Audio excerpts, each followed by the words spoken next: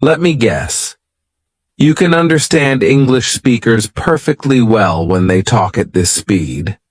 However, when it's harder to understand them, let me help. Good morning, good afternoon, and good evening. Welcome to Bookish English. Before we start this video, be sure to subscribe because we make new videos all the time, and I don't want you to miss any. So, with that said, let's get on with the video. Okay, let's really learn how to understand English native speakers. I have some tips that will help you. Okay, tip number 1. I bet you can understand this person. People often ask me why I'm so interested in the mental health of children and young people, and the answer is quite simple. Because I think that every child should have the best possible start in life. And I'm pretty sure you will find it much harder to understand this person. I know other girls in relationships let these things slide, and, let their boyfriends text every Tom, Dick, and Harry. Let's try another example. Can you understand this person? The goal, the objective of economic policy should be collective well-being. How happy and healthy a population is, not just how wealthy a population is. I'm just guessing, but I think you can understand that person pretty well. But what about this person? That thing.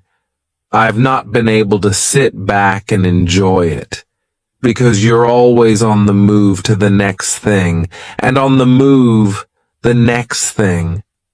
I think that's why, during lockdown, I really struggled as well, because it was like, on to the next thing, and there is no next thing now because we're all in COVID. Much harder? Let's figure out why. I gave you 4 examples there. 2 of them were quite easy to understand, and 2 of them were more of a challenge. Okay, so the 2 examples that were easier to understand, they were talking in a public setting. They had something that was prepared. They had a script or a speech written, and they were presenting to a large group of people. The other 2 examples featured much younger speakers using a dialect that maybe you are not familiar with. They were speaking in a setting where nothing was planned, nothing was prepared, and they were just talking to 1, maybe 2 people in quite an intimate setting. So, my first tip is, diversify your listening practice. Stop watching TED Talks. Stop watching members of the royal family. TED Talks are great. I love TED Talks, but they are presenting. They have written a script. They have planned and practiced what they are going to say, and they want a large group of people to be able to understand them. So, of course, you'll be able to understand them. That's their main goal.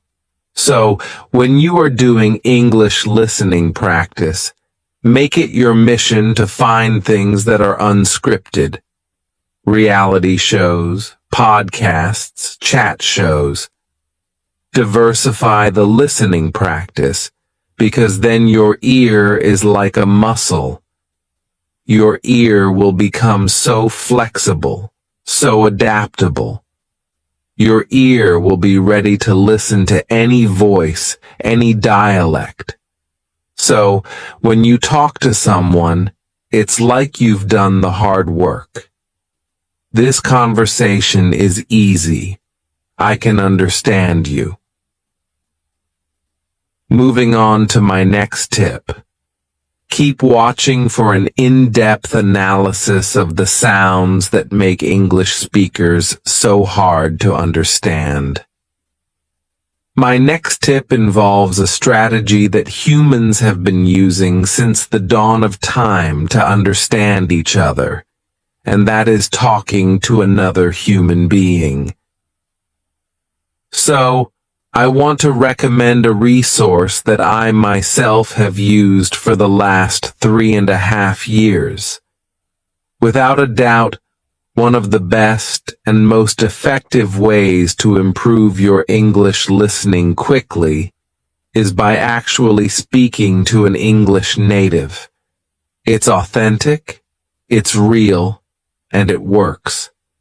So, as most of you know, I teach and learn practicalities here because I truly think that this is the main reason why understanding fast English is so hard, and it's all because of linking.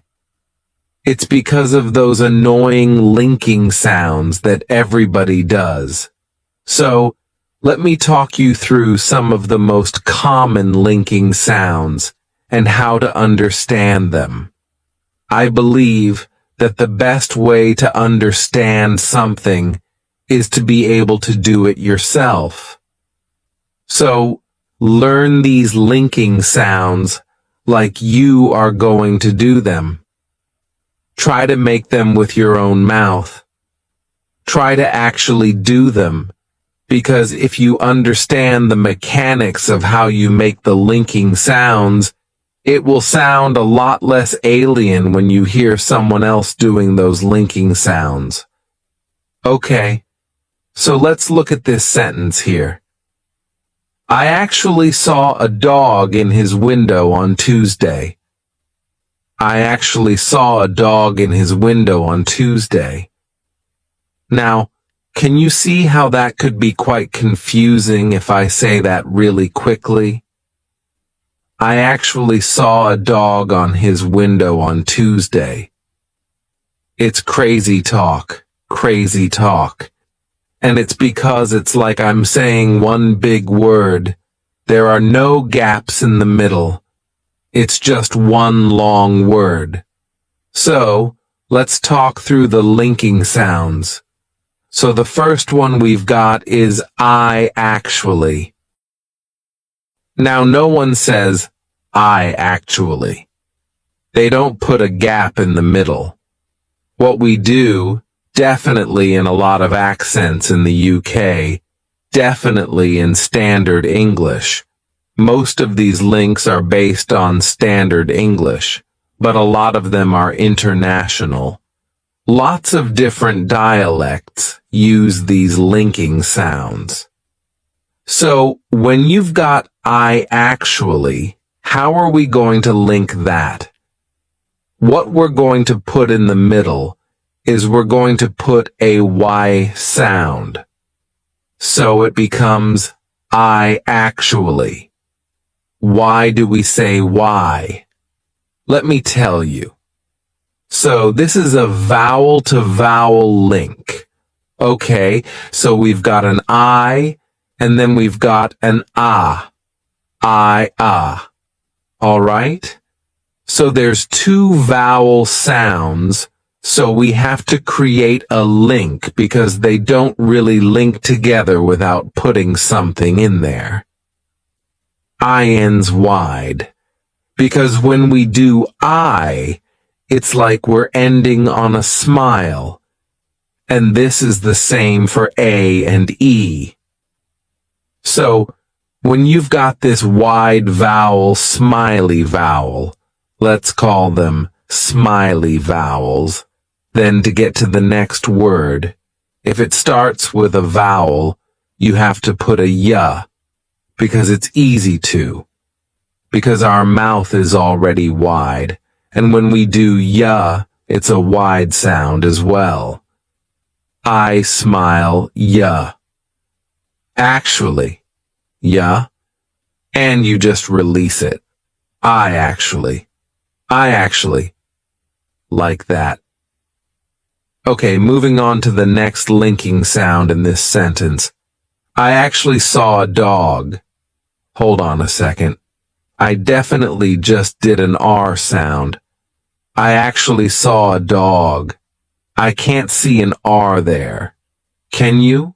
Am I? I can't see an R, but I said an R.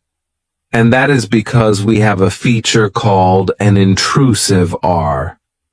Now, if you are only concerned with understanding American speakers, don't worry about the intrusive R. But if you want to understand a lot of people from Britain, you need to understand what the intrusive R is.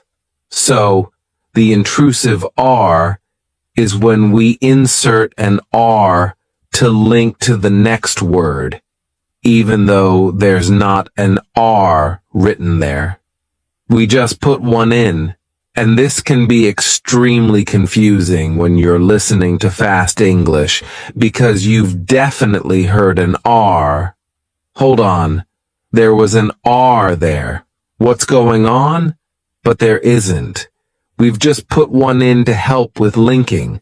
So let's look at the example. I actually saw a. The reason why we're doing an R here is because we have the OR sound of saw and then an A. We have another open vowel sound, saw a. So, if we didn't have the linking R, the intrusive R, it would sound odd. It would sound like, I actually saw a. We would have to put a gap in there, but we don't like putting gaps in when we speak. It's annoying. So, actually, saw feels like it should rhyme with door, right? It's the same sound. Saw, door. Look at the word door. There's an R on the end. Okay, so actually, this sound feels like it ends in an R. The word saw kind of sounds like it ends in an R, and that is why we are using the R sound. In a lot of UK dialects, if you have a word that could end in an R, it sounds the same as a word that ends in an R followed by a vowel. We're probably going to put an intrusive R in there. For example, my name is Laura. Laura. It ends on a schwa, but what other words end in a schwa in English? We have mother, father, water, better. Oh, look. R, R, R, R, R. So that schwa sound sometimes is spelled like So if I have to link my name to something else that's a vowel, I have to put an R in there. So I say, Laura is. Laura is great. So push yourself. Try to do the intrusive R. Try to make that sound. Get familiar with it. Get comfortable with it. Learn how it works.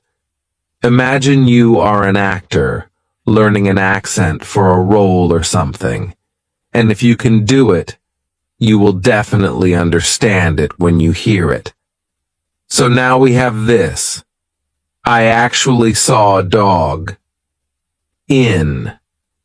Now the next link is a little bit easier because we have a hard consonant, dog, and then a vowel. When you've got that hard consonant followed by a vowel, just push the two together like it's one word. So instead of saying dog in, you're going to say dog in. So it's like the second part of that sound is gin. You've put the G in front of the next word. It's one sound. I actually saw a dog in. Now, the next linking sound is kind of UK specific as well, because a lot of the time in the UK, we will drop our H's. You will hear this in parts of London, places like Liverpool, Birmingham. Sometimes, we just don't like the H.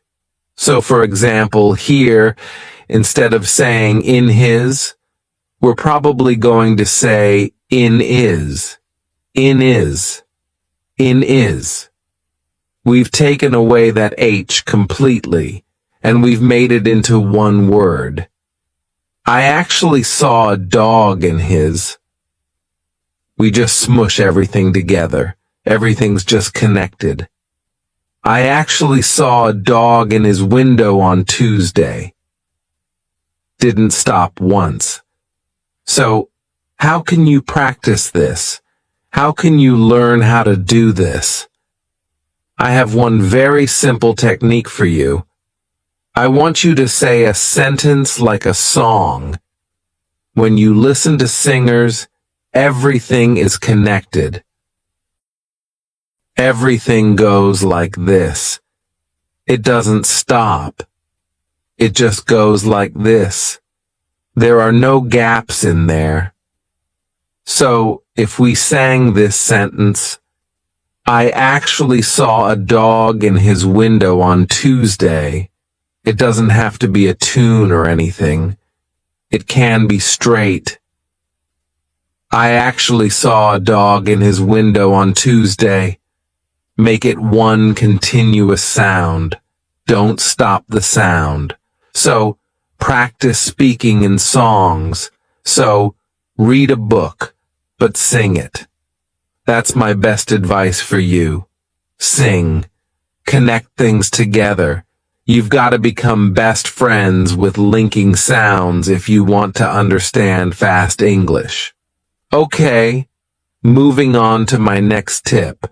If you want to understand fast spoken English, especially with speakers from the UK, you have to be prepared for the schwa.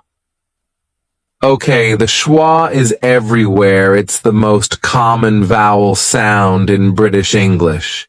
It happens all the time, and if you're listening to someone speaking, it might just sound like you're hearing the same sound over and over again, and it can be very hard to differentiate. Okay, so that was a schwa, but it's an O. That was a schwa, but it's an A. That's all over the place. Okay, so if you are not familiar, a schwa sounds like this. It's not a very cheery sound. It's not very happy. It's pretty miserable. Staying alive, staying alive. It's just neutral. Nothing happens with the mouth. Nothing happens with the tongue. In a standard English dialect, this sentence would sound a little something like this. I was a doctor for 2 years, a teacher for 4 years, and then an administrator because I love change. Did you hear that all the way through? And a schwa doesn't have to be one letter. A schwa isn't always an A or an E. It's very hard to spot because they just happen all the time. So for example, in a word like doctor, teacher, these or ending words, that will be a schwa. So doctor, teacher, administrator, that will be a schwa. Also, the word for, a lot of the time, we don't complete that sound. We just go fa. A doctor for 2 years, a teacher for 7 years. We're not even completing the word. We're just saying fa.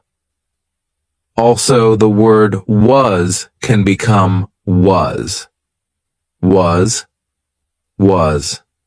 W-use. I was a doctor. I was a doctor for 2 years. I was a doctor for 2 years, a teacher for 7 years, and an administrator. An administrator. The schwa just takes over. So you have to be prepared to hear it, and you have to know when to do it and how to do it. So do some research, practice. Become, like I said, like an actor who's learning an accent. Become fascinated by the sounds. If you are not interested in the sounds that English speakers are making, you'll never understand them when they speak quickly because you're not curious about the sounds. Okay, moving on to my next tip. So, my next piece of advice for you is stop listening for sentences. Stop waiting for the sentence to have a nice end. Stop waiting for the thought to be completed. We don't speak in sentences. Listen to your own native language, or listen to how you speak with people. It's very rare that we have clean sentences that have a lovely beginning, middle, and an end. It's not the same as writing. We get distracted. We say the start of a sentence, and then we forget, and then we say something else. So, if you have a target dialect that you are trying to understand, let's say you really want to understand, Irish English. You're moving to Dublin, and you want to understand the Irish dialect, and you want to know how to understand fast Irish speakers, then learn what their hesitation sound is. Because some people go, some people go, some people go, some people go,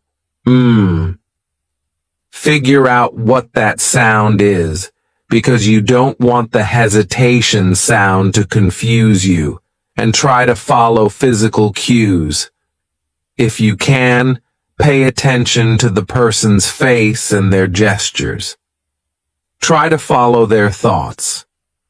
Don't just listen to the words they are saying, because most of our communication comes from nonverbal communication. So, if I'm talking to you, but I stop, and maybe I move on to this thought, you can tell that I stopped this thought and moved on to this thought, just by paying attention to my features. So, if you watch podcasts, that's really great. You know, a lot of podcasts, they have videos now, so you can watch the person who is speaking and try to follow their train of thought, because we never talk in sentences. It's very rare. So, this is another reason why I don't want you to watch anything scripted, because when it's scripted, beginning, middle, end, beginning, middle, end. But that's not how we speak in everyday life. Okay, moving on.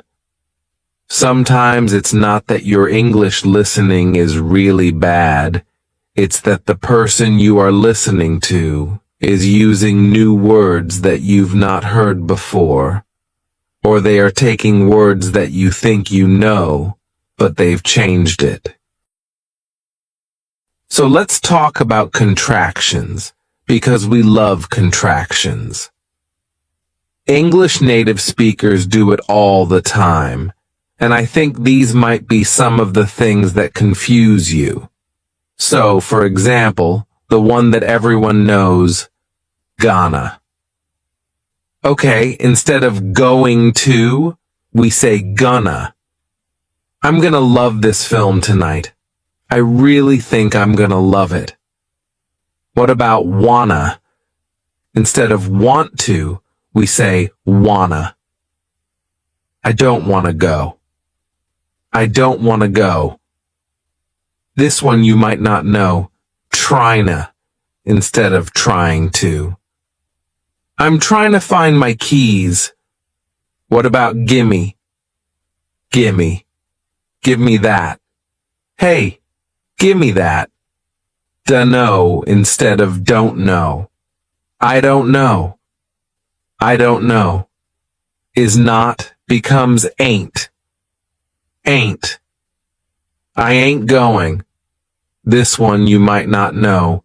Lemme instead of let me. Lemme. Lemme see. Hey, lemme see. In it instead of isn't it. It's like a clarification that we use a lot in the UK. So, it's Tuesday in it? Kinda instead of kind of. Again, we're turning that of into a schwa. So it's not kind of, it's kinda. I'm kinda hungry. And yeah, instead of do you. People say, do you want that? Do you want to go to the cinema? Do I want to go to the cinema? Do I want to go to the cinema? You've got to learn these contractions. You've got to be familiar with them because they happen a lot. And I don't want that to confuse you when people are talking in fast English. So, in conclusion, if you want to understand fast English from native speakers, you need to learn the sounds that they are making. If possible, you should be able to do their accent. You should be able to mimic their linking sounds. You should know what a schwa is. You should be able to recognize what a schwa is. You should know the difference between dad and dead. You should know the difference in those vowel sounds. So, you've got to become fascinated by sounds, consonants, and vowels. Get involved. Do your research, and you will notice a huge difference, I promise you. Thank you so much for watching. If you enjoyed this video, please give it a like.